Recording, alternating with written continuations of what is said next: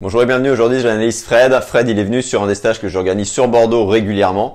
Fred il avait du mal à passer un 4x100 en moins de 2 minutes. En tout cas il l'avait déjà fait mais là depuis quelques mois ça passait plus du tout. D'accord, il sentait que sa nage elle se dégradait au fur et à mesure avec les séances, avec le trop d'intensité, avec des départs trop difficiles tout simplement. Et donc le stage ça lui a permis de reposer les bases, de revoir vraiment comment il nageait surtout et de se rendre compte en fait de ce qui allait pas. Pour ensuite, 10 jours après, tout simplement, faire un 4x100 en 1,45 cette fois. Donc ouais, il avait déjà fait sous les 2 minutes sur un 4x100 comme ça, mais là, ça faisait vraiment longtemps en fait qu'il avait pu avoir ressenti cette sensation de plus de vitesse, d'accord, de plus de glisse. Et donc c'est tout ce que je te souhaite aussi, et c'est ce que je lui recommande du coup avec ces 3 points techniques prioritaires que je te livre tout de suite dans cette vidéo. Ok, salut Fred. Le bon point, c'est que tu contrôles, tu vois ton bras d'un côté, là, le bras droit, et que c'est celui qui te propulse plus, parce que l'autre, il passe clairement beaucoup au travers. D'accord, t'arrives pas à le contrôler. Donc la première chose qu'on va chercher à faire aussi, ça va être lié à ça, à nager plus grand, d'accord, à contrôler un peu plus le bras, mais surtout, là tu le vois ici, je te repasse à vitesse au ralenti. Qu'est-ce qui se passe? Tu vois, ça tourne d'un côté, ça tourne pas de l'autre côté, et surtout là ton bras, boum, il emmène ton corps dans cette direction-là. Tu vois, ce bras gauche. Direct, tu pars ici à cause du bras. Tu te déformes. Et là, clairement, ça crée forcément plein de freins. L'idée, ça va être de rester indéformable, de rester aligné comme tu ne sais le faire. Finalement, quand tu as le bras droit devant, tu vois, à ce moment-là, tu es bien aligné. Ok, on pourrait dire, il y a les jambes là qui partent un petit peu ici. Mais sincèrement, par rapport à l'autre côté, là, quand tu rentres ton bras, c'est clairement beaucoup mieux. C'est d'accord, beaucoup plus projectile. Donc on va chercher à garder ça, en fait, des deux côtés. On va commencer sans respirer ou sans trop respirer avec un tuba, sans tuba. Mais il va vraiment falloir, en fait, fractionner beaucoup et s'arrêter souvent. Et donc, comme je te le disais, toujours sur ce premier point, on va chercher à avoir un roulis aussi un peu plus prononcé là sur ce bras-là, d'aller chercher toujours loin devant pour que ça se dégage plus facilement ici et que tu arrives à respirer facilement du côté gauche, d'accord, comme tu arrives à le faire du côté droit. Et du côté gauche, par contre, ce qu'on va chercher à faire, c'est à contrôler ce bras. Vraiment à contrôler au niveau deltoïde, c'est à garder le bras en projectile.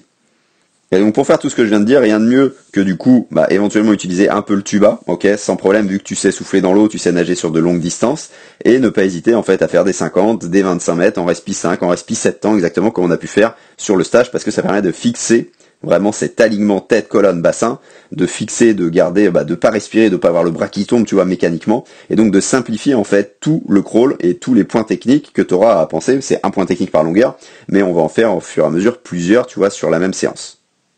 Donc ça c'est le premier point. Le deuxième point, ça va être de chercher à rester plus immergé ici. Tu vois, là ça part légèrement ici, donc on réaligne en fait tout ça. Ok, comme ce qu'on a fait sur le stage, on réaligne l'un du cap là, on cherche à t'auto-grandir vraiment par ici, pour que l'eau coule vraiment ici sur tout ton corps, s'écoule beaucoup plus facilement, et que derrière, tu vois, ça remonte, tu sois encore plus à l'horizontale, que tu sois encore plus projectile, et surtout que tu commences vraiment à sentir que les pieds remontent tout seuls, que t'es comme en apesanteur en fait là-dessus, et que tout devient beaucoup plus facile.